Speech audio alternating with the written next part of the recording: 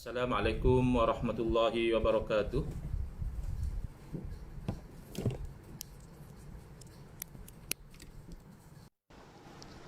Bismillahirrahmanirrahim. Alhamdulillahirabbil alamin wa afdhalus salati wa atammut taslimi ala sayyidina Muhammadin wa ala alihi wa sahbihi ajmain.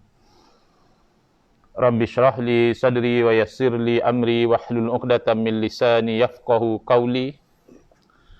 Subhanaka la ilma lana illa ma 'allamtana innaka antal alimul hakim. Allahumma akhrijna min zulumatil wahmi wa akrimna binuril fahmi waftah alaina bima'rifatil ilmi wa sahhil akhlaqana bil hilm waj'alna mimman yastami'una al-qawla fayattabi'una ahsana. Allahumma ati nufusana taqwaha wa zakkiha anta khairu man zakkaha anta waliyuha wa maulaha. Allahumma arinal haqqa haqqan warzuqna ittiba'ah wa arinal batila batilan warzuqna ijtinabah. Allahumma anfa'na bima 'allamtana wa 'allimna ma yanfa'una wa zidna ilman wa huda. Alhamdulillah, muslimin muslimat yang mengikuti siri kuliah online melalui FB Live anjuran NGO Ahlus Sunnah wal Jamaah Research Group yang dikenali sebagai ARG. Pada pagi ini, sebagaimana biasa, kita akan menghuraikan insya-Allah isi kitab Penziarah Kubur Bukan Penyembah Kubur yang disusun oleh Al-Fadil Kiai Muhammad Kiai Ma'ruf Khazin hafizahullah wa nafa'ana bihi wa bi'ulumihi fid daraini amin. Kita sampai pagi ini ke muka surat 59. Maaf atas kelewatan. Pagi-pagi ini terpaksa bersaing dengan sekolah dia. Jadi ini pun second round, dia mengalah. Terpaksa conduct online dia di tempat lain. Pagi tadi saya bagi laluan dulu, jadi terlambat sikit. Baik, kita sampai ke muka surat 59. Masih lagi dalam rangka menselusuri label yang bid'ah sayyi'ah, label yang merupakan satu inovasi yang buruk yang tidak ada di zaman Nabi SAW dan juga di zaman para sahabat, di zaman salafus salih, dilabelkan kepada umat Islam tidak ada. Jadi kita dapati label kuburiyun ataupun ubadul kubur, penyembah kubur adalah satu inovasi yang berlaku pada kurun ke-8. Dia mulai dengan tokoh kurun ke-8 iaitu Syekh Ibn Taymiyah. Lalu dituruti oleh beberapa murid setia beliau seperti Syekh Ibn Qayyim Al-Jauziyah, Syekh Ibn Abdul Hadi. Kemudian diikuti oleh tokoh pengasas kepada gerakan Wahabi iaitu Syekh Muhammad Ibn Abdul Wahab, juga menggunakan istilah penyembah kubur, dan juga diteruskan oleh tokoh-tokoh ilmuwan Wahabi seperti Syekh Ibn Baz. Jadi sekarang ini kita melihat kepada lagi petikan kata-kata Syekh Ibn Baz berkaitan tentang apa yang didakwa sebagai penyembah kubur.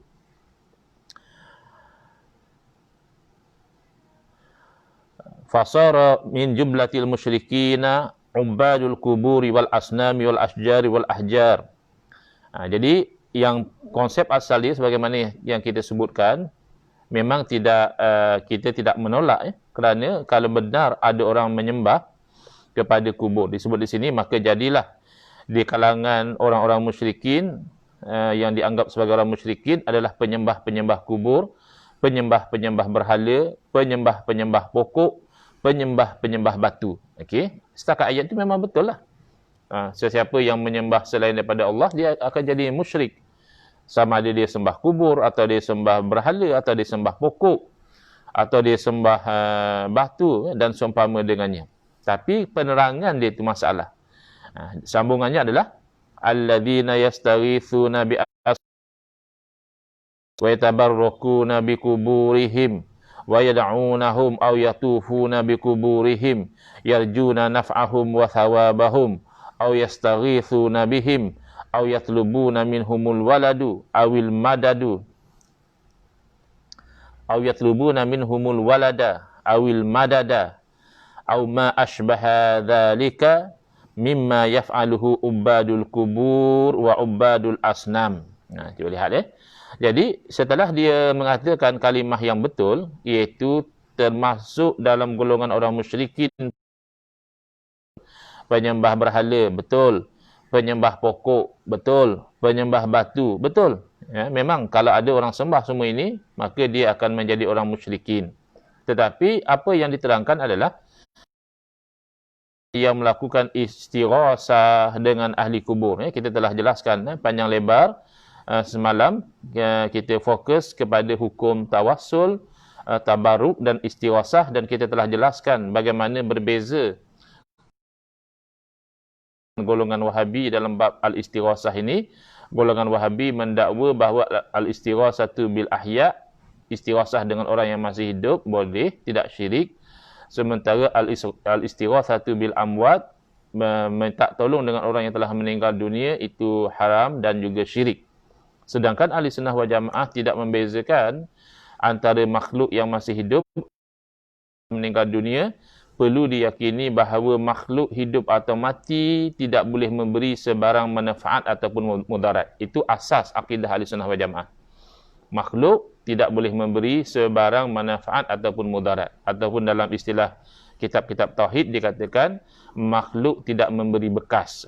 Hanya saja yang memberi bekas adalah Allah Ta'ala juga. Tidak ada takfir.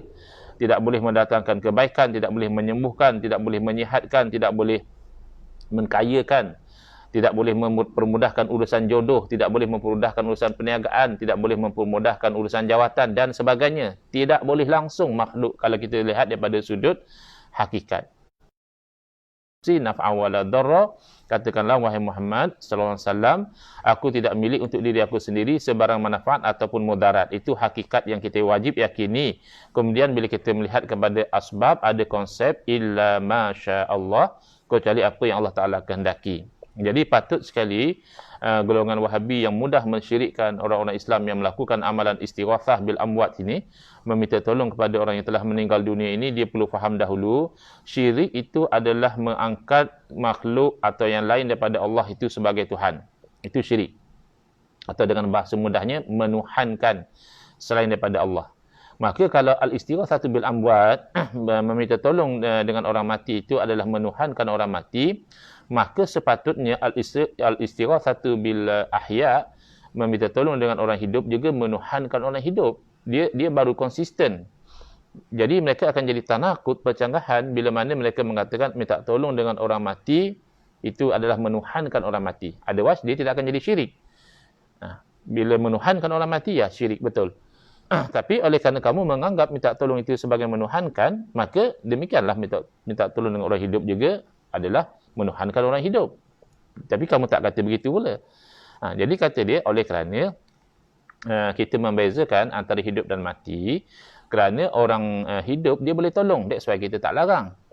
Adapun orang mati dia tak boleh tolong, that's why syirik. Okey.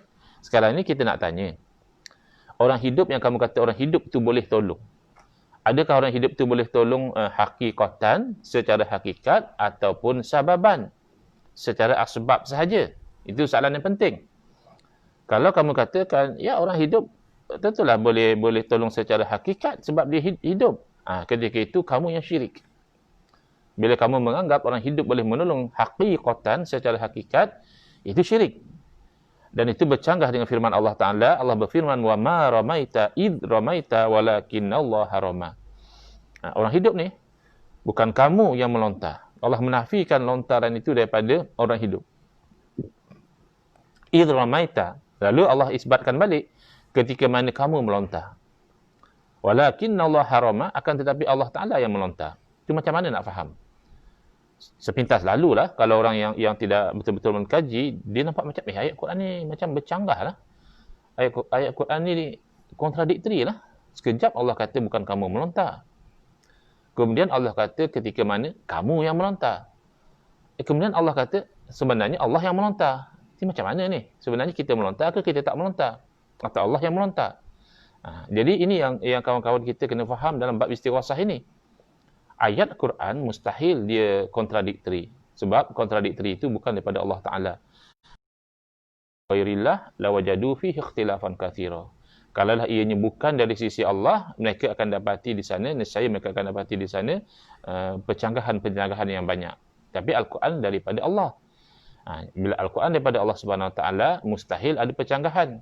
Jadi, wa ma ramaita id ramaita walakinna Allah harama, tidak ada pencanggahan. Cuma perlu difahami masing-masing dalam konteks yang tepat. Maka itulah ulama menerangkan, wa ma ramaita id ramaita walakinna Allah harama, itu perlu difahami begini. Wa ma ramaita khalqan id ramaita kasban walakinna Allah harama haqiqatan. Bukanlah kamu yang melontar secara menciptakan pelontaran, akan tetapi Allah lah yang melontar, bukan kamu yang melontar dalam bentuk khalqan, maknanya menciptakan itu bukan kamu, sebab al-khalqu lillah, menciptakan ini adalah milik Allah. Idh ramaita, ketika mana kamu melontar kasban, ketika mana kamu melontar dalam bentuk usaha dan ikhtiar, walakinna Allah harama, akan tetapi Allah Ta'ala lah yang melontar haqiqatan, secara hakikat.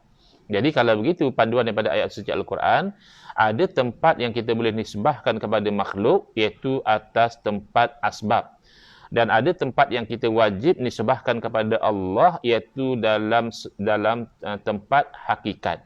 Hakikat semuanya Allah. Asbab, ya kita boleh nisbahkan kebaikan ini daripada siapa, kebaikan ini daripada siapa, kebaikan ini daripada siapa. Jadi kalau kamu menjawab memang orang hidup boleh tolong secara hakikat, kamu telah terjerumus dalam kesyirikan. Sebab itulah Nabi SAW apabila ditanya tentang satu orang yang banyak baca Al-Quran, sehingga dilihat dia ni suatu orang yang boleh membantu Islam, kemudian dia pergi kepada jirannya menghunus pedang, lalu dia menuduh temannya itu sebagai orang musyrik. Lalu para sahabat bertanya, man aula bisyirki ar-rami walal marmi, siapa yang lebih layak memikul gelaran musyrik itu, adakah orang yang menuduh ataupun orang yang dituduh? Nabi SAW menjawab, bali rami, bahkan orang yang menuduh itu yang lebih layak dipikulkan ke atasnya gelaran musyrik. Dan ini yang berlaku. Bila kamu mengatakan orang hidup memang boleh membantu, boleh menolong secara hakikat, kamu telah terjerumus di dalam kesyirikan. Kalau kamu katakan tak, orang hidup, memanglah, of course lah, orang hidup ni dia hanya boleh tolong sebagai sabab saja. Kerana yang menolong secara hakikat tentulah Allah. Kalau begitulah jawapan kamu, maka demikianlah Allah juga boleh menjadikan orang mati itu sabab kepada kebaikan.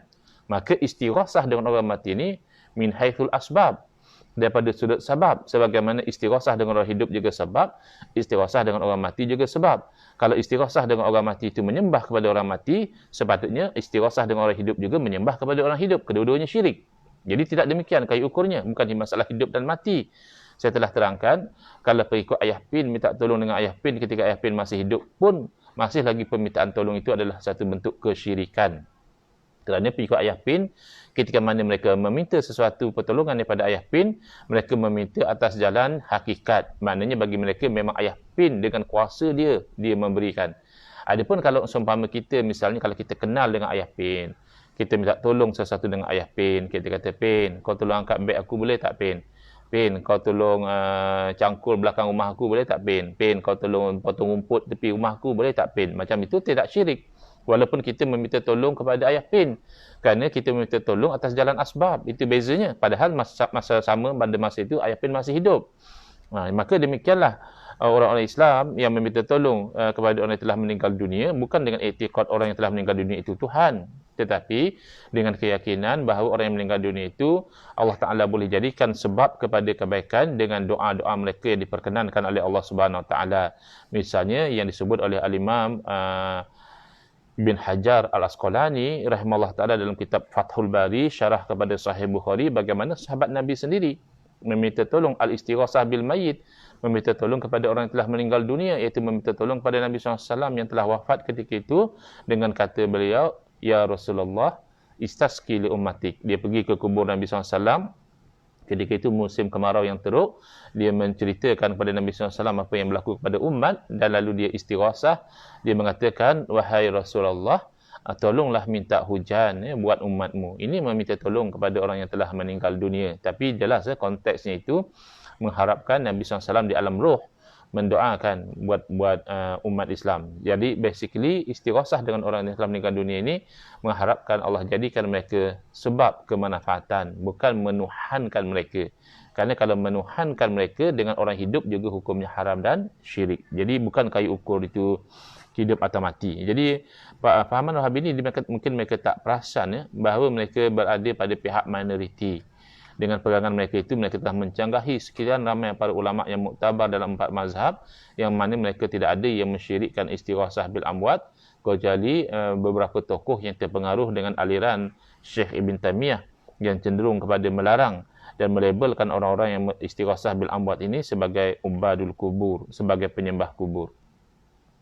Wa yatabarrakuna bi kuburihim, dan mereka mengambil berkat dengan kuburan mereka. Sebenarnya mengambil berkat dengan kuburan itu apa maksud dia? Adakah mengambil berkat dengan batu itu, ataupun mengambil berkat dengan tanah itu, atau mengambil berkat dengan kawasan kubur itu? Tidak. Yang dimaksudkan mengambil berkat dengan kuburan itu mengambil berkat daripada kesolehan tersebut. Jadi ini jelas saya telah sebutkan tadi, dilakukan oleh para sahabat sendiri. Bahkan apabila ada sahabat yang meletakkan mukanya ke kuburan Nabi SAW, lalu ditanya oleh orang yang melihat, dia kata dia bukan meletakkan kepada tanah itu, tapi dia memandang kepada orang yang di dalam kubur tersebut. Macam yang saya bagi contoh lah orang yang dapat surat daripada orang yang sangat dia kasihi, lalu dia ambil surat itu. Misalnya ini surat yang dicium kata apa kau dicium kertas. Dia tidak memandang kepada kertas itu. Dia memandang kepada orang yang dia kasihi yang mengirim kertas itu. Jadi ini tidak syirik. Syirik kamu tu pencium, mana dalil kamu cium kertas? Bukan masalah dia mencium kertas itu adalah bentuk satu ibadah khusus, tapi satu bentuk penzahiran kepada rasa kasih, kerana dikasih kepada orang yang mengirim surat, lalu surat itu dicium. Jadi ada sahabat yang cium kepada kuburan Nabi SAW.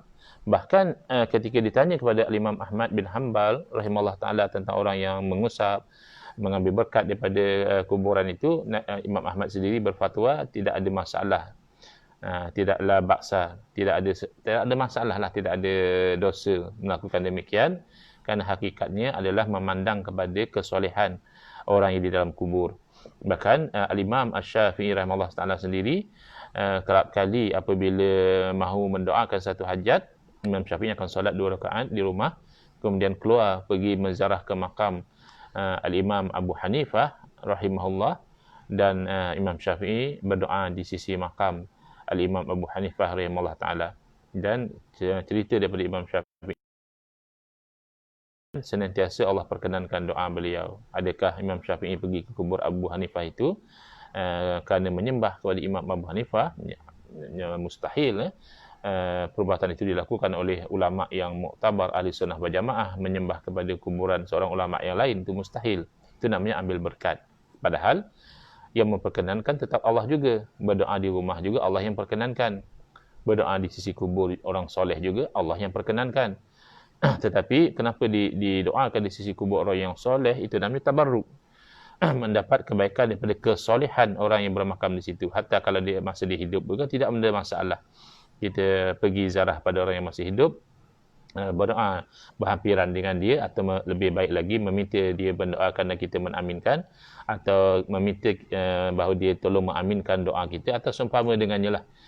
Itu semua dalam bentuk mengambil barakah, mengambil kebaikan daripada orang-orang yang soleh, yang mana kebaikan daripada kesolehan mereka itu tidak jadi pupus, tidak jadi rosak semata-mata kerana mereka telah meninggal dunia.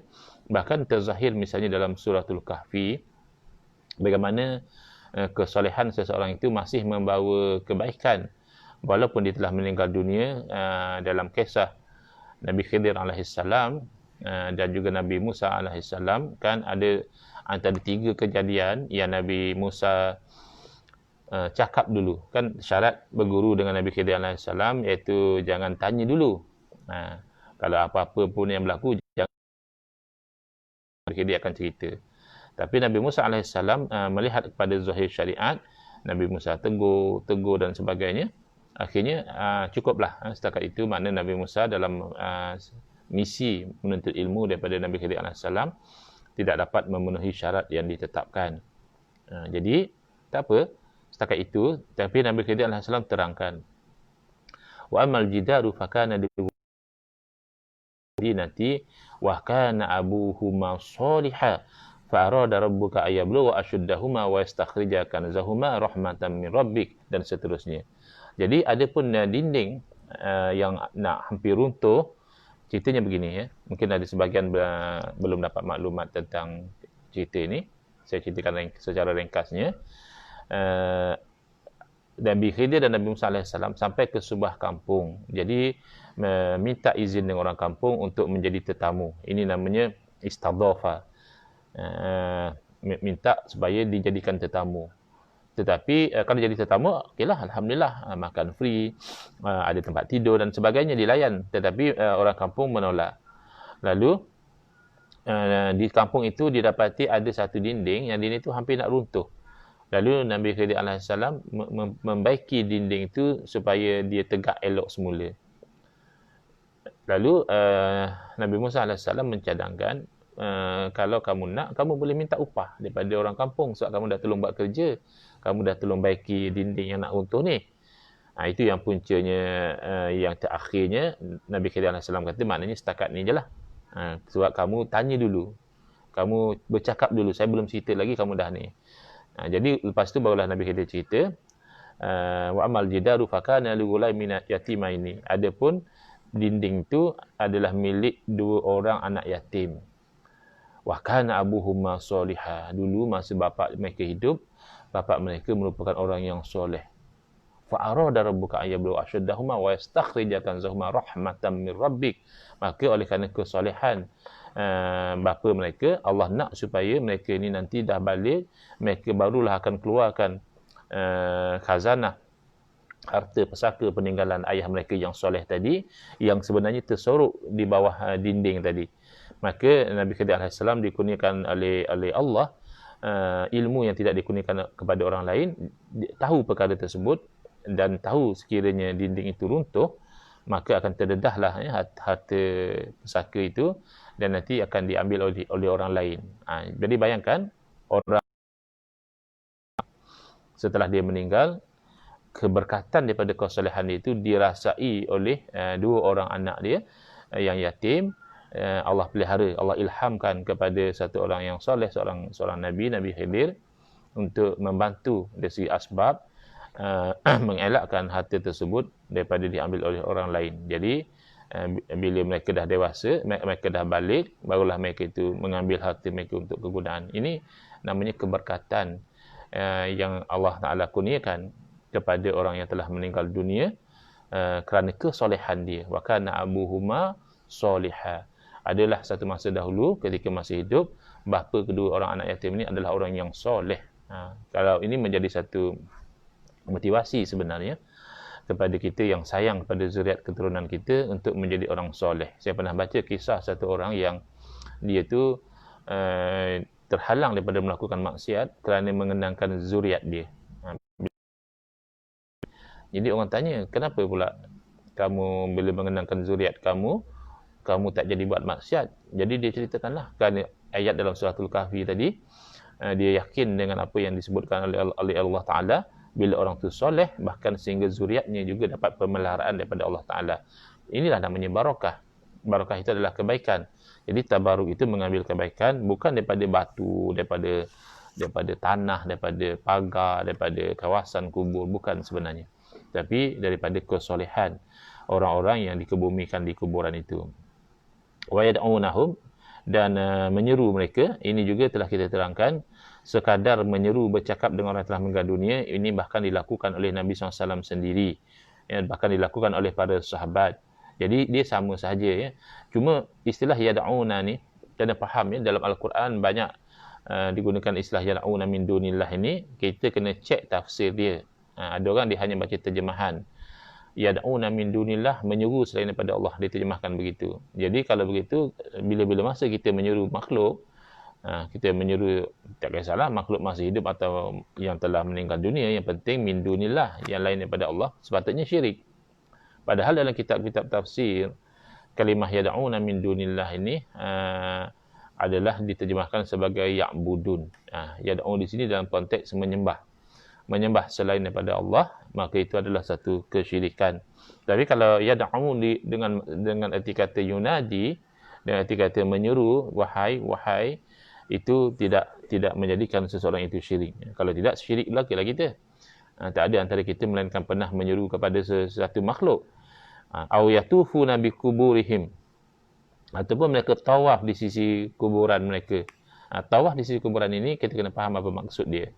Kalau memang dia itu bertawaf sebagaimana niat dia tawaf Kaabah, itu jelas bid'ah yang sayyi'ah, bid'ah yang buruk, kerana ibadah tawaf ini hanya dilakukan di Kaabah, di Baitullah, tidak dilakukan di tempat lain.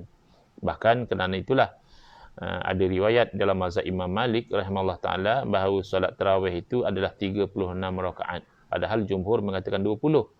Kenapa? Kerana dalam mazhab Imam Malik, dari segi usul fiqhnya, dari segi cara mengemukakan hukum hakam, amalu ahli Madinah, perbuatan ahli Madinah pada zaman itu dianggap sumber hukum. Kenapa? Kerana hujah Imam Malik adalah kalau orang Madinah rata-rata beramal dengan satu amalan, itu seolah-olah mereka sedang meriwayatkan sesuatu daripada Nabi SAW melalui perbuatan. Padahal yang berlaku begini. Di Makkah dan di Madinah pun asalnya tarawih 20 rakaat. Cuma mereka selang-selang tarawih. Kan tarawih ni maknanya plural, jamak kepada tarwihah. Tarwihah tu satu break, satu rehat. 4 rakaat panjang, satu rehat. Lagi sambung lagi 4 rakaat panjang, satu rehat. Jadi oleh kerana 20 rakaat ada 4 kali rehat. Maka orang-orang di Makkah mengisi waktu rehat salat tarawih ini dengan melakukan tawaf di sekeliling Kaabah, tawaf sunat. Sementara orang di Madinah merasa cemburu daripada sudut kelebihan pahala yang diperolehi oleh orang-orang di Makkah. Orang dahulu cemburu daripada sudut ketaatan. Orang kita sekarang tak hira pun ketaatan ni kau buat je lah. Orang sekarang ni cemburu bab harta, cemburu bab pangkat, bab jawatan, populariti dan sebagainya. Jadi, tapi walaupun mereka cemburu dengan kelebihan pahala tawaf yang dilakukan oleh orang-orang Islam di di Makkah, tapi orang di Madinah tidak boleh tawaf di Madinah kerana tawaf dia di Baitullah sahaja. Maka apa yang mereka buat untuk mereka juga mendapat pahala yang lebih, maka pada waktu break yang 4 kali itu, setiap kali break mereka lakukan solat sunat sebanyak 4 rakaat, solat sunat yang ringan 4 rakaat. Jadi 4 kali break kali dengan 4 rakaat ada 16 rakaat di situ yang dilakukan pada waktu break, campur dengan 20 rakaat solat tarawih, maka jadilah 36 rakaat solat tarawih. Kalau campur dengan 3 witir menjadi 39. Satu riwayat dalam mazhab Imam Malik rahimahullah taala. Riwayat yang lain sama seperti jumhur, iaitu salat tarawih itu yang eloknya adalah 20 rakaat. Baik. Jadi tawaf kalau memang dengan bentuk begitu, ni nak buat ibadah tawaf di kubur, itu jelas haram, bid'ah yang sayyi'ah. Tapi kalau yang dimaksudkan tu hanya pergerakan, macam kita menziarahi ke makam Nabi SAW, pergerakan kita lalu, adakah itu satu bentuk tawaf? Tidak. Ataupun ada di tengah kuburan, masuknya daripada sini dan pusing ke sini keluar balik, adakah itu tawaf? Tidak. Jadi tengok difahami macam mana istilah tawaf di sini. Sebab kadang-kadang mereka exaggerate. Orang hanya bergerak berdoa di tepi kubur, dilabelkan pergerakan itu sebagai tawaf, itu tidak betul. Tapi kalau betul-betul lah nawaitu tawaf sab'a asywatin, misalnya aku tawaf 7 pusingan di sisi kuburan itu jelas bid'ah yang sayyi'ah, bid'ah yang buruk. Yarjuna naf'ahum wa thawabahum, dengan keadaan mereka itu mengharapkan kemanfaatan dan juga pahala mereka. Ya ini tidak, mengharapkan kemanfaatan itu adalah daripada Allah, tapi dengan asbab kesolehan orang-orang yang soleh itu tidak bercanggah dengan akidah. Bagaimana Sayyidina Khalid bin Al-Walid radhiyallahu anhu sambut Nabi SAW dengan keyakinan bahawa yang memberi kemenangan dalam peperangan adalah Allah. Tapi bila menceritakan semenjak daripada saya letak 3 helai rambut Nabi SAW dalam kain ikatan kepala saya ini, senantiasa Allah berikan kemenangan kepada saya. Jadi perkaitannya apa? Yang memberi kemenangan hakikatnya tetap Allah, tapi asbabnya, daripada sudut asbabnya adalah berkat daripada rambut Nabi SAW. Demikianlah orang yang tabarruk di sisi kuburan dalam konsep yang sama, tetap manfaat dan sebagainya, pahala dan sebagainya itu daripada Allah, hanya lagi mengambil keberkatan daripada sudut asbab. Au yastaghithuna bihim, ataupun mereka meminta tolong dengan orang-orang yang telah meninggal dunia ini kita telah jelaskan banyak kali. Ahli sunnah wal jamaah tidak melihat syirik semata-mata kerana orang yang kita minta tolong itu telah meninggal dunia. Kerana di alam ruh, di alam ruh ini memang boleh buat pelbagai perkara, termasuklah mendoakan orang-orang yang masih hidup. Jadi itu yang sebenarnya kita harapkan daripada istighosah ini. Bukanlah kita harap orang dah mati itu, kalau kita mintakan moga dipermudahkan urusan perniagaan, maka orang mati itu bangun tolong kita berniaga. Kita minta supaya dipermudahkan urusan jodoh, maka orang yang dalam kubur tu bangun tolong meminang bagi pihak kita. Ataupun kita minta urusan rezeki, maka orang dalam kubur tu bangun goreng Maggi untuk kita. Itu kan kelakar. Bukan demikian. Apa saja kita yakin adalah daripada Allah Subhanahu Wa Taala. Yang kita harapkan daripada orang-orang yang soleh yang telah meninggal dunia ini adalah doa mereka kepada Allah, dan Allah perkenankan doa mereka dalam urusan perniagaankah, dalam urusan jodohkah, dalam urusan rezeki dan sebagainya. Au yatlubuna minhumul walada awil madada, ataupun menuntut di baris ni mungkin tersilap cetak sebab al-walad di sini dia jadi maf'ulun bih. Jadi dia akan balik atas, madad juga jadi maf'ulun bih, dia akan balik atas Atau menuntut daripada orang-orang mati ini anak dan juga pertolongan. Seperti yang kita telah terangkan tadi, sebenarnya bukan daripada orang meninggal dunia. Permintaan itu sebenarnya adalah daripada Allah Subhanahu Wa Taala. Hanya kan madad ini adalah pertolongan, sama macam kita minta tolong dengan orang hidup lah. Kita cakap tolong saya musim-musim PKP ni tak cukup duit, boleh tolong bagi saya duit. Tolong saya apa, itu daripada sudut asbab semata-mata sebenarnya. Kalau daripada sudut hakikat, makhluk yang hidup pun tidak boleh tolong apa-apa. Demikianlah bila madad ya Rasulullah, ataupun ada orang kata madad ya Husain, tapi kena hati-hatilah, sebab bukan masalah madadnya itu, masalah kadang-kadang yang sangat mempromosikan dan ta'assub dengan Sayyidina Husain radhiyallahu anhu adalah golongan Syiah.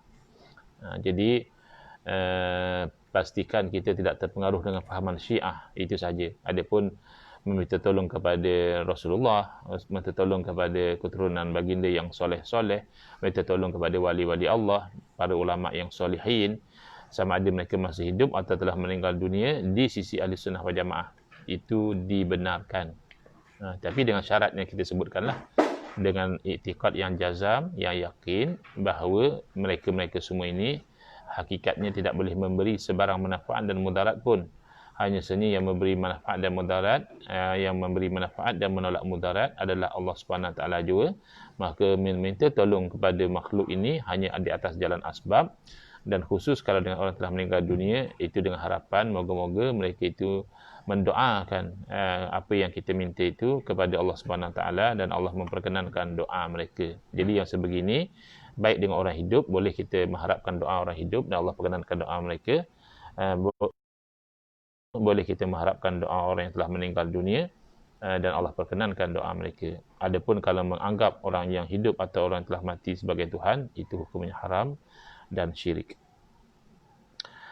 Aw ma asbaha dzalika, atau apa yang seumpama dengannya, mimma yaf'aluhu ubadul kuburi wa ubadul asnam, sebagaimana yang dilakukan oleh penyembah kubur dan penyembah berhala. Ini mereka samakan antara orang yang melakukan tawassul, tabaruk dan istighosah di kuburan dengan orang yang menyembah berhala. Ini sikap yang tidak baik daripada golongan ini, sentiasa su'uzon. Ni sama macam penyembah berhala lah ni. Bahkan saya lihat ada satu video, satu orang Arab lah ini budaya ni tak ada dalam kita orang Melayu, tak ada budaya macam ini. Dia tunggu mak dia, tak silap saya, sampai daripada luar lah di airport, Bila ibu dia sampai saja, dia terus cium kaki ibu dia. Dia kan ibu dia berdiri, dia tunduk mencium kaki ibu dia. Itu kalau dilihat oleh orang-orang Wahabi, dia kata ini syirik. Kerana sujud kepada mak, ya, sebenarnya bukan. Dia mencium kaki ini pernah berlaku di zaman Nabi SAW. Bahkan ada orang yang mencium kaki Nabi SAW, dan bila ada sahabat iaitu Sayyidina Umran bin Husain radhiyallahu anhu mencium kaki ayahanda beliau, bila ayahanda beliau asalnya macam ni, ayahanda beliau ketika ayahanda beliau masuk dalam majlis Nabi dalam keadaan dia itu musyrik, Imran ni tak pandang pun ke ayah dia. Bukan benci ayah dia, tetapi benci kepada orang yang benci kepada kesyirikan yang ada pada ayah dia tu. Tapi setelah didakwah oleh Nabi SAW, Husain ni, ayah pada Imran ni masuk Islam, mengucap di kalimah syahadah. Terus Imran datang kepada ayah dia, dikucup dahi ayahnya, dicium kedua tangan ayahnya dan dicium kaki ayahnya. Lalu Nabi SAW menitiskan air mata melihat perkara tersebut dan mengatakanlah, ya, tadi masa ayahnya masuk dalam keadaan musyrik, dia langsung tidak memandang kepada ayahnya. Sekarang setelah ayahnya masuk Islam, dia telah menunaikan hak-hak seorang ayah. Maknanya daripada percakapan Nabi SAW tersebut, mencium kaki kedua ibu bapa itu masih satu benda yang berhak untuk mereka dapat. Tapi kena ingat, ya, ini dari segi hukum.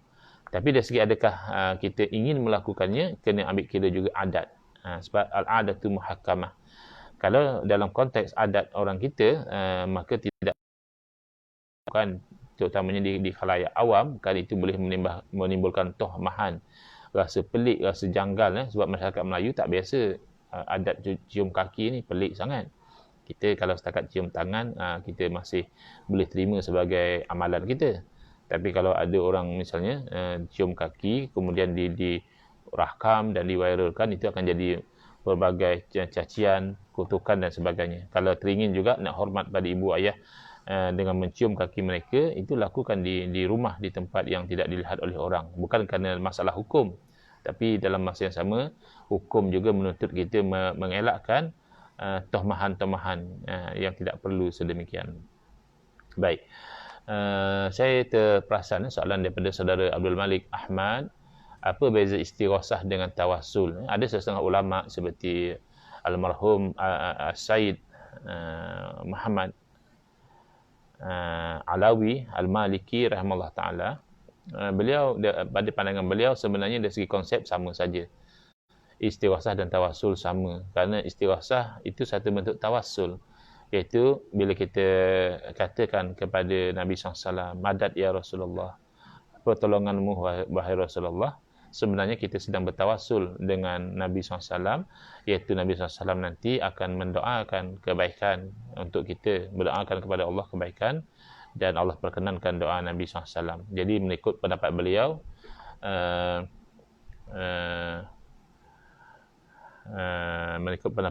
itu adalah satu bentuk tawassul.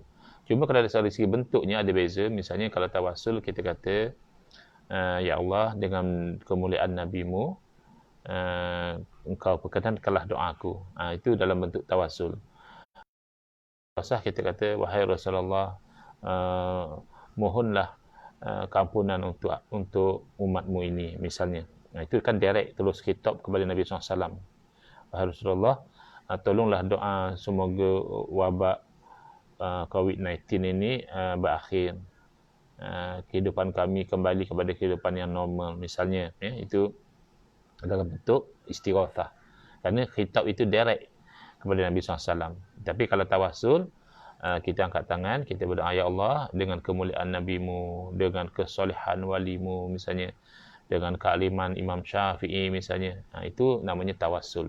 Tapi dilihat daripada sudut yang lain, istighosah juga salah satu bentuk tawassul, kerana dalam kedua-dua keadaan, baik istighosah maupun tawassul, perlu diyakini bahawa yang memberikan kita, yang memenuhi hajat kita tidak lain adalah Allah SWT juga.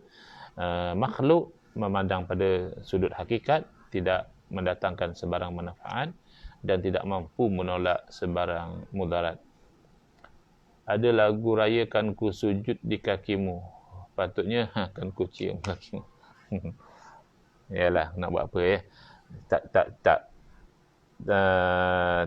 sujud itu tak dibenarkan dalam syariat Nabi kita pernah berlaku. Dalam syariat Nabi-Nabi terdahulu memang ada sujud untuk menzahirkan hormat tu ada. Sujud menyembah, kalau menyembah memang tak boleh.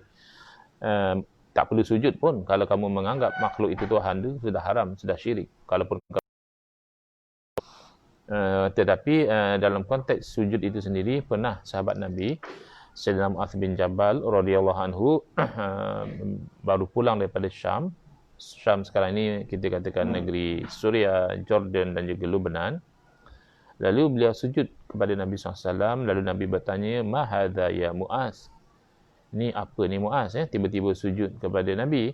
Lalu Sayyidina Mu'adz bin Jabal radhiyallahu anhu menerangkan bahawa beliau baru pulang dari Syam dan beliau memerhatikan di Syam orang kalau hormat pada seseorang dia akan sujud untuk menzahirkan rasa hormat. Mungkin itu adalah peninggalan daripada syariat Nabi-Nabi yang terdahulu. Lalu Nabi SAW tak beri, Nabi kata la taf'alu, jangan buat. Makanya dalam syariat kita sujud kepada makhluk ini tidak dibenarkan. Bukanlah kata syirik. Syirik itu kalau sujud itu diikuti dengan niat bahawa sedang menyembah kepada orang yang disujud, itu syirik. Tapi kalau sujud saja pun, just nak hormat saja pun, itu tetap juga perkara yang dilarang dalam syariat kita. Dan dalam riwayat Nabi SAW menambah, sekiranya aku ingin menyuruh seseorang itu bersujud kepada seseorang yang lain, nescaya aku telah suruh pada isteri mereka itu bersujud kepada suami-suami mereka. Mana Nabi SAW nak menggambarkan betapa besarnya hak seorang suami ke atas isteri. Kalau boleh sujud, Nabi akan perintahkan supaya sujud. Maknanya dalam syariat kita untuk hormat pun tidak dibenarkan. Kalau sujud untuk menyembah, jelaslah itu syirik, itu haram. Tapi kalau mencium kaki lain, mungkin nampak seperti sujud juga. Kenapa? Kerana yang dicium kakinya itu dalam keadaan berdiri. Kalau misalnya yang dicium kakinya itu dalam keadaan duduk misalnya, mungkin hanya nampak seperti orang itu menundukkan sedikit saja atau seumpama dengannya.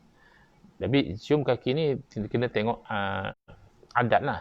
Kalau bukan adat jangan dilakukan. Dia akan menimbulkan taumahan dan rasa tidak selesa kepada orang yang melihat atau kepada orang yang dicium kakinya, itu jangan. Tapi kalau misalnya sebab itu saya nak katakan bukan isu cium kaki. Misalnya kalau dalam adat kita pun, kalau yang dicium kakinya itu baby misalnya, baby yang comel, yang gebu, lalu kita, itu tidak menjadi satu benda yang pelik lah dalam masyarakat kita. Tapi itu bukan cium kaki kerana hormat, itu kerana geram. Comelnya baby ni, orang cium kaki baby tu comel sangat. Itu tak jadi masalah. Setahu saya dalam masyarakat kita tak ada orang pandang pelik pun kalau ada orang cium kaki baby.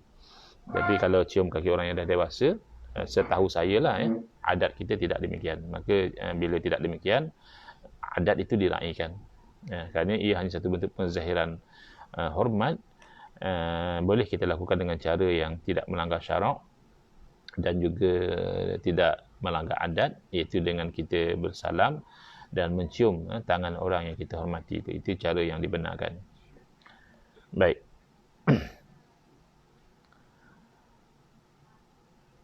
Wa yastaghithuna bin nujumi aw bil jin aw bil malaikati aw bil anbiya aw bi ghairihim minal makhluqati. Ataupun mereka meminta tolong kepada bintang, ataupun kepada jin, ataupun kepada malaikat, ataupun kepada para nabi dan selainnya. Jadi minta tolong dengan bintang, jelas itu satu perkara yang tidak dijadikan asbab oleh Allah Subhanahu Wa Taala. Sebab kita minta tolong ni sama ada atas jalan hakikat ataupun jalan asbab. Jadi kalau hakikat memang bukanlah apa pula bintang nak boleh bagi kebaikan kepada kita. Tapi kalau atas jalan asbab pun Allah Taala tidak menjadikan bintang ini sebagai sebab untuk kita tu meminta pertolongan. Sementara dengan jin pula dia ada perincian di situ. Kerana kalau semata-mata meminta tolong dengan jin itu adalah syirik, maka tidak akan dilakukan oleh semisal Nabi Sulaiman alaihissalam pernah meminta tolong jin membina bangunan dan sebagainya.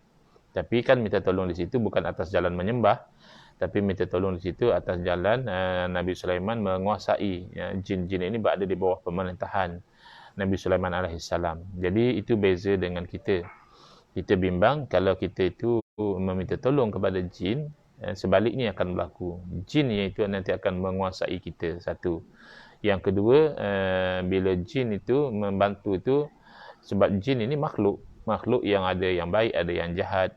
Jadi boleh jadi dia itu akan memanipulasikan kita sehingga kita itu terdorong kepada kejahatan, kemaksiatan, bahkan auzubillah kepada kesyirikan. Jadi samalah macam kita minta tolong dengan manusia pun sama. Kalau manusia yang jahat, hati-hati. Kita minta tolong dengan dia nanti boleh menyebabkan kita sendiri terjerumus kepada kejahatan dan juga perkara-perkara yang haram. Jadi bukan isu asalnya bukan syirik, sebab jin makhluk. Maknanya konsepnya sama. Minta tolong dengan makhluk atas jalan asbab boleh, atas jalan hakikat tak boleh. Dan terbukti jin boleh dijadikan asbab untuk melakukan pekerjaan-pekerjaan, tapi risiko sangat tinggi. Lainlah Nabi Sulaiman alaihissalam, Allah Ta'ala meletakkan kuasa itu di tangan beliau ke atas jin. Jin itu berada di bawah penguasaan Nabi Sulaiman. Tapi kalau orang seumpama kita ni cuba-cuba nak bersahabat dengan jin, janganlah. Takut nanti kita yang dikuasai oleh jin, dikacau pula anak cucu keturunan kita oleh jin dan sebagainya, itu jangan. Tapi dari segi konsepnya sama. Kalau atas jalan hakikat, minta tolong dengan jin itu syirik.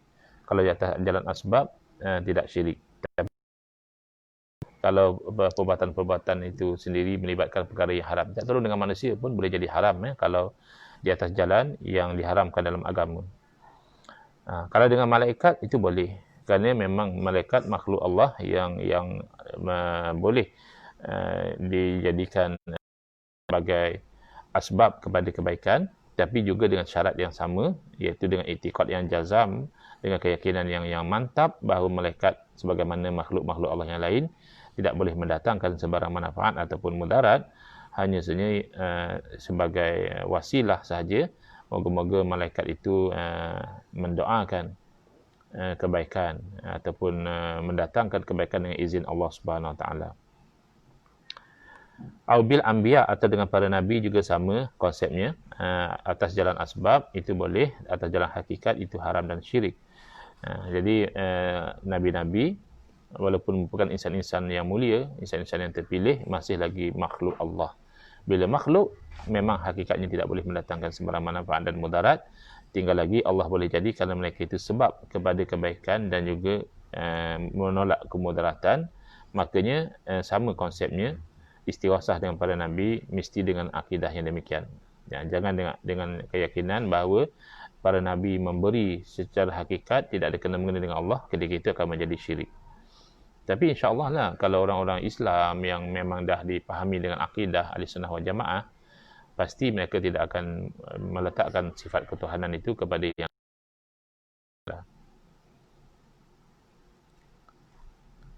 kullu hadza naqdun liqauli la ilaha illallah. Semuanya ini adalah membatalkan syahadah la ilaha illallah. Ini juga tidak betul Kalaulah istighasah itu membatalkan akidah, maka istighasah dengan orang hidup juga membatalkan akidah. Bahkan kadang-kadang orang itu memang dalam meminta tolong kepada makhluk yang masih hidup, dia lebih nampak makhluknya daripada nampak Allah Subhanahu Wa Taala. Dia lebih nampak menterinya daripada nampak Allah Subhanahu Wa Taala. Dia lebih nampak bosnya daripada nampak Allah Subhanahu Wa Taala. Tapi itu semata-mata tidak menjadikan dia musyrik, terkeluar daripada agama. Cuma daripada sudut tawakalnya itu tidak sebagus orang-orang yang bila dia minta tolong kepada makhluk, hati dia nampak sebenarnya Allah Ta'ala yang nanti akan mendatangkan pertolongan. Makhluk itu tidak ada apa-apa. Macam itu lebih bagus makamnya. Tapi tidaklah bermakna orang yang ketika minta tolong pada makhluk, dia tidak perasan sangat tentang pertolongan Allah itu, dia sampai jadi musyrik, terkeluar daripada Islam, itu tidak. Tapi dia perlu memperbaiki hati dia supaya dia termasuk di dalam mutawakkilin. Fa'alallahi falyatawakkalil mutawakkilun. Maka terhadap dengan Allah lah sepatutnya seseorang yang bertawakal itu meletakkan kepercayaan dia. Wa syirkun billahi yunafi tauhida wa yudaduhu. Dan syirik dengan Allah itu menafikan tauhid dan menyanggahnya. Ini memang betul lah. Cuma itulah kita kena faham. Dengan masalah tauhid 3 pun sama. Tauhid 3 ni bila dikatakan tauhid uluhiyah, adalah kita menyembah hanya semata-mata kepada Allah, itu betul lah. Tak ada masalah pun di situ. Tapi bila dikatakan kamu tawasul ini, kamu sembah lain daripada Allah, kamu tabaruk ambil berkat, kamu dah syirik dengan Allah, kamu istighasah dengan makhluk, kamu telah syirikkan Allah, yang itu yang kita tak setuju. Jadi ini yang dimaksudkan. Adakah para rasul juga bertawassul? Ya. Nabi SAW pernah mendoakan dengan ada satu, insyaAllah ingatkan saya nanti, kalau ada petikannya nanti saya akan bawakan. Nabi SAW ketika mendoakan ibu susuan baginda bertawassul dengan para Nabi yang telah lalu. Ya. Para Nabi yang telah lalu semuanya telah meninggal dunia. Jadi terbatal dakwaan yang mengatakan tawassul hanya boleh dengan orang yang masih hidup, haram dan syirik kalau tawassul dengan telah meninggal dunia. Sedangkan Nabi SAW sendiri dalam mendoakan ibu susuan beliau, tak silap saya ibu susuan atau ibu saudara macam itulah, nanti saya semak takut tersilap, Nabi bertawassul dengan para Nabi yang sebelum daripada baginda. Jadi itu kalau tawassul dalam bentuk doa. Tapi kalau tawassul dalam bentuk tabaruk juga satu bentuk tawassul sebenarnya. Menjadikan makhluk sebagai wasilah untuk mendapatkan kebaikan. Itu misalnya dilakukan oleh Nabi Yaqub AS, bertawassul dengan arti kata tabaruk dengan baju Nabi Yusuf AS dalam rangka untuk menyembuhkan mata daripada masalah mata. Itu satu bentuk tawassul juga. Tabaruk, istighasah, dia ada yang luas, semuanya adalah bentuk-bentuk tawassul sebenarnya. Wa mukhalifun liqaulillahi jalla wa ala wa ma umiru illa liya'budullaha mukhlishina lahuddin. Ini sikap yang samalah. Ayat ni betul dan kita tidak boleh membangkang ayat ini. Tidaklah mereka itu diperintahkan kecuali menyembah Allah ikhlas semata-matanya baginya agama. Itu memang tak ada percanggahan langsung kita dengan golongan ini, tak ada percanggahan langsung. Memang kita diperintahkan untuk menyembah kepada Allah. Jadi mereka pakai ayat tu betul. Tapi konteks mereka pakai itu yang tak betul. Bila dia kata tidak diperintahkan mereka untuk menyembah Allah, betul. Tapi bila menganggap tawassul itu sembah lain daripada Allah, ambil berkat tu dah syirik, istighasah tu kamu dah menyembah makhluk, itu yang tak betul. Kita faham beza. Kalau tak, yang saya perhati tengoklah sebagian daripada kawan-kawan kita ni, cara dia berhujah dengan kita tu menghalalkan syirik. Dia bawa banyak ayat-ayat Quran yang mencela syirik. Dia bawa banyak hadis-hadis Nabi yang mencela syirik. Dia bawa banyak kalam salafus soleh yang mencela syirik. Padahal itu syai' yang kita kata syai' muttafaq alaih. Telah diittifaq. Kita tak bangkang langsung. Syirik haram. Sama juga dengan syirik bid'ah. Bila kita cuba terangkan kepada dia perkara baharu ini ada yang sehari dengan syarak. Perkara baharu sehari dengan syarak ini walaupun dari segi teknikalnya namanya bid'ah juga, tetapi hasanahnya kerana tidak bercanggah dengan syarak. Cuma tinggal lagi ada perkara baru yang bercanggah dengan syarak. Perkara baru yang bercanggah dengan syarak inilah yang sayyi'ah.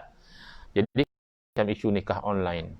Jadi ada orang katakan nikah online ini tak ada kena-mengena dengan bid'ah. Kenapa pula tak ada kena-mengena dengan bid'ah?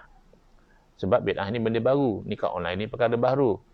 Jadi dia bid'ah. Tapi persoalan yang ulama-ulama kita bincang, perkara baharu ini selari atau tak selari dengan syarak. Di situ oleh kerana perkara baharu ini boleh dilihat daripada dua sudut yang berbeza, maka ada khilaf. Khilaf di situ ada sebahagian mengatakan nikah online itu bercanggah dengan syarak kerana dia menafikan syarat rukunnya. Kena ada ittihadul penting untuk tahammul syahadah. Orang yang menjadi saksi itu dia adakah boleh dia tahammul syahadah semata-mata dengan melihat live? Bukankah dia kena tahammul syahadah dengan muayyanah, melihat dengan mata kepala dia? Itu argument dia. Sementara yang mengatakan boleh, kata dia, dengan teknologi yang ada, teleconferencing itu, video conferencing itu is as good as ittihadul majlis. Jadi kalau dalam konteks bid'ahnya bid'ah. Cuma adakah bid'ah yang selari dengan syarak? Maknanya memenuhi syarat rukun dan nikah itu sah, maka itu jadi bid'ah yang hasanah.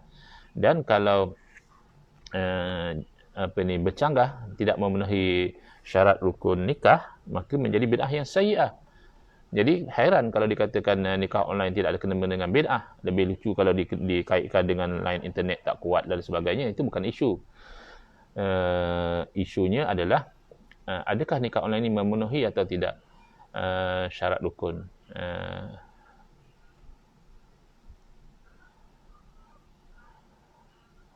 Adakah benar Ustaz pada sahabat pernah bertawassul dengan Uwais Al-Qarni? Saya pernah dengar, tapi saya kena semak dahulu kod-kod riwayat itu bagaimana. Tapi saya sendiri pernah dengar lah doa sahabat bertawassul dengan Sayyidina Uwais Al-Qarni, iaitu tabi'in. Padahal sahabat kan daripada sudut kedudukannya tu lebih daripada tabi'in, tetapi kerana kesolehan, kelebihan yang ada pada tabi'in ini, maka dalam riwayat tersebutlah sahabat juga bertawassul dengan beliau. Tapi saya tak berani nak jawab ya lagi, takut-takut saya tersilap ingat. Mohon masa untuk saya semak terlebih dahulu, buat masa jawab. Allah Alam, saya tak pasti. Sebab tak mesti setiap soalan yang diajukan itu kita kena jawab dengan confident, seolah-olah itulah dia.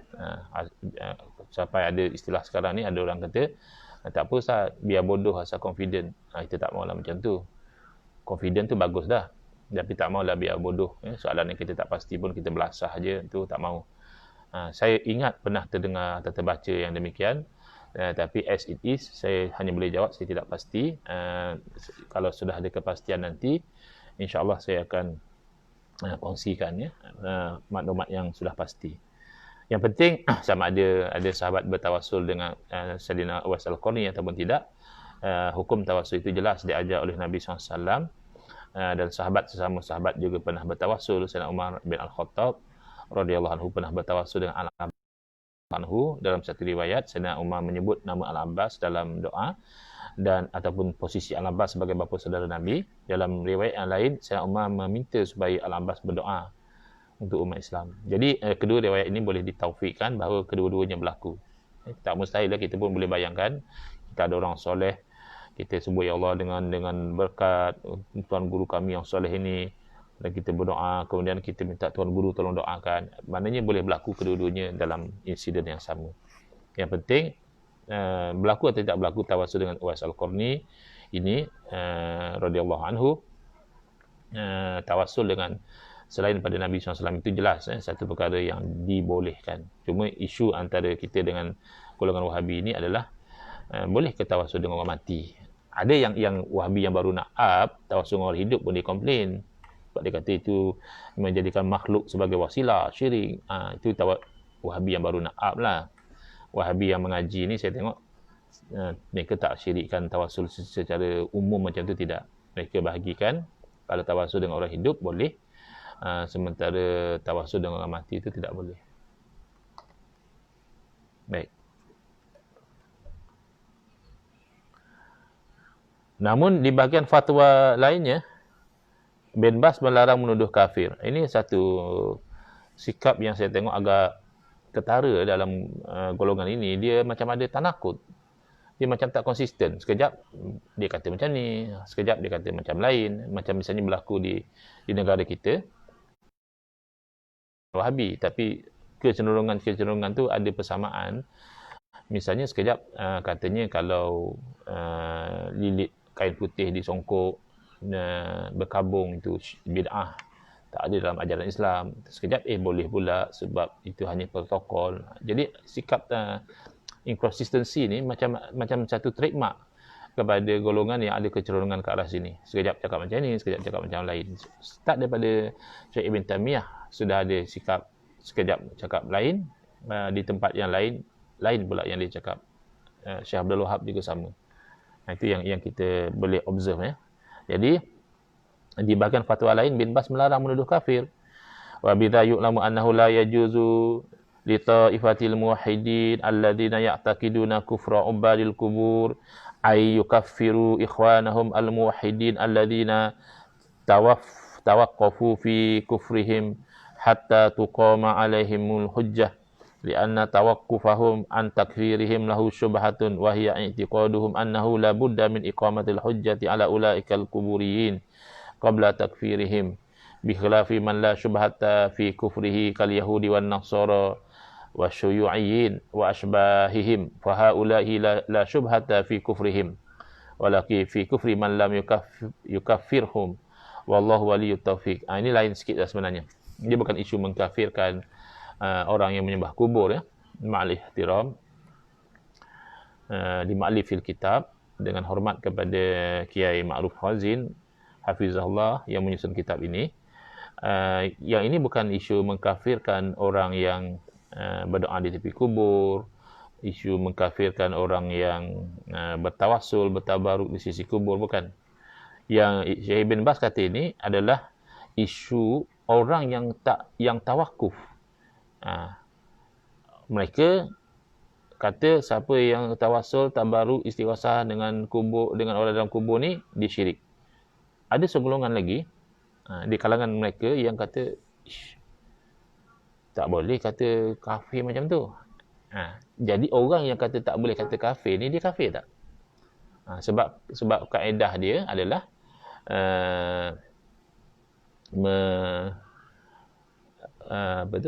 kaedah dia adalah menafikan kekufuran daripada orang yang jelas kufur, itu juga satu bentuk kekufuran. Jadi adakah orang yang mengatakan orang yang tawassul, tabaruk, istighosah ni kita tak boleh kata dia kafir, orang tu pun kafir? Itu isu yang dibincangkan di sini. Jadi kata beliau, dengan demikian diketahui bahawa tak boleh bagi golongan muwahhidin, mereka melabelkan diri mereka sebagai muwahhidin, orang bertauhid, yang kufurnya penyembah kubur. Kalau sembah kubur, kita pun kata kufur. Tak perlu orang Wahabi. Kalau memang betul sembah kubur, kita pun kata kufur. Tapi masalah itulah, label itu disalah pasang. Adakah kufur? Tidak boleh, dia kata, orang yang berkeyakinan bahawa kafir penyembah kubur ini, mereka mengkafirkan saudara-saudara mereka yang juga muwahhidin, yang tawakuf. Ini kayaknya saudara-saudara kita muwahhidin, kayaknya orang Wahabi jugalah. Tapi mereka tak nak mengkafirkan orang yang bertawassul, bertabaruk, istighosah ni. Kerana apa? Kerana mereka berpandangan orang yang bertawassul, tabaruk ini hendaklah ditegakkan hujah ke atas mereka dahulu.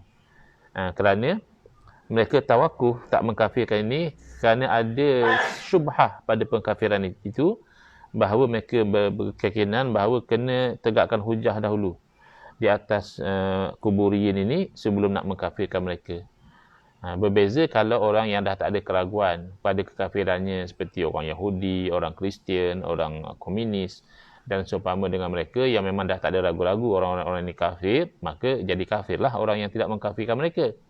Tapi orang yang berdoa tepi kubur, yang bertawassul, bertabaruk, istighatsah, ini masih ada keraguan adakah mereka kafir atau tidak. Ini ikut pandangan mereka lah. Kalau ikut ahli sunnah wal jamaah, kalau sekadar bertawassul, bertabaruk dan beristighatsah, itu tidak menjadikan seseorang itu kafir. Yang menjadikan seseorang itu kafir adalah menuhankan makhluk.